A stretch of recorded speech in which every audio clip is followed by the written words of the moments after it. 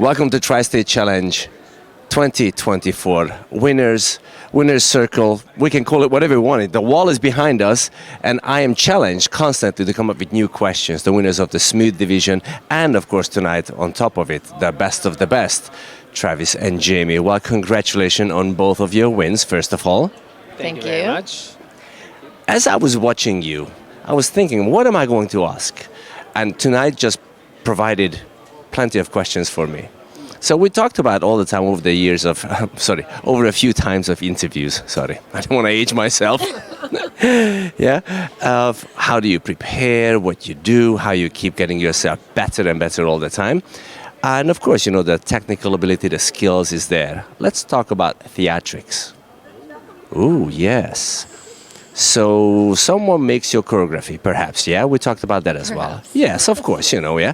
So is the choreographer kind of like a director as well to tell you what to feel, how to feel, or what the imagination? Tell me a little bit about the inside of that. Do you want to take this one? I mean, that's a good question, Tibor. That is. That's a good question. I mean, I think the first thing that dictates emotion and story is your music. So immediately just deciding on a song, whether it's us that picks the song, whether it's our coaches that help pick the song, that already starts to determine kind of like an emotion and a feeling and a theme. And then, you know, when you choreograph well to that theme, it sort of makes it easy to layer emotion on top, if you're aware of that from the beginning. Mm-hmm. Yeah. I think it takes layers, like Jaimee said. You know, the music, I completely agree with what she said. It's just the music kind of gives you an immediate tone, and then you give your first round of choreography, and that in and of itself, the choreography has emotion and a tone and an emotion to it. And then you go back through once you've been able to dance through it, and you kind of assess, all right, well, who are our characters? What are we trying to portray? Where have they been and where are they going? And throughout that journey, what are their ups and downs? And so it takes time, and you can't do it by yourself. But you also have to give a lot yourself. You can't just rely on somebody to tell you everything you need to do. Yeah. So I think good dancers utilize their coaches in the best way possible, but also good coaches rely on good dancers to give their opinion and emotion as well. So.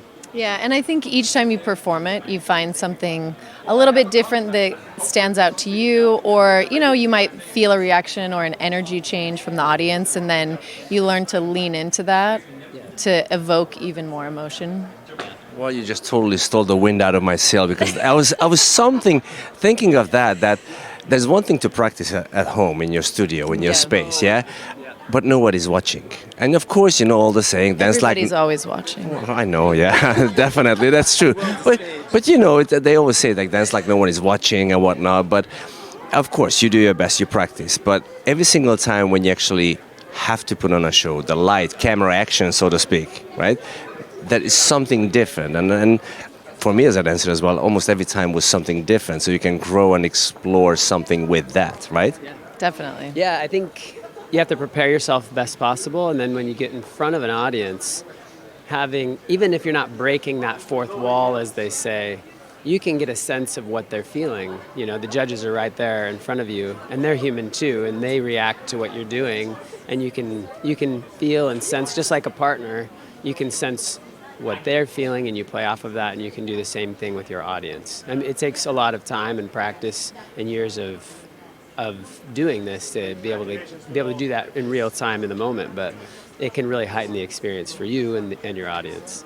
Yeah, but it is interesting when you build that sensitivity to the room and the energy, and like I said, you lean into that because every audience is different, and if you want to be able to connect with them in a meaningful way, you have to be able to kind of work with the room. Well said. Well, folks, if you want to watch them doing that and capture what they just talked about and mesmerize you, you better check out all your local competitions, or even want to travel, see where they are, because these are like jet-setter people, worldwide smooth dancing. It's amazing. Well, guys, congratulations once again. Looking forward to many more interviews, and I'm going to come up with more questions. Can't wait. We can't wait.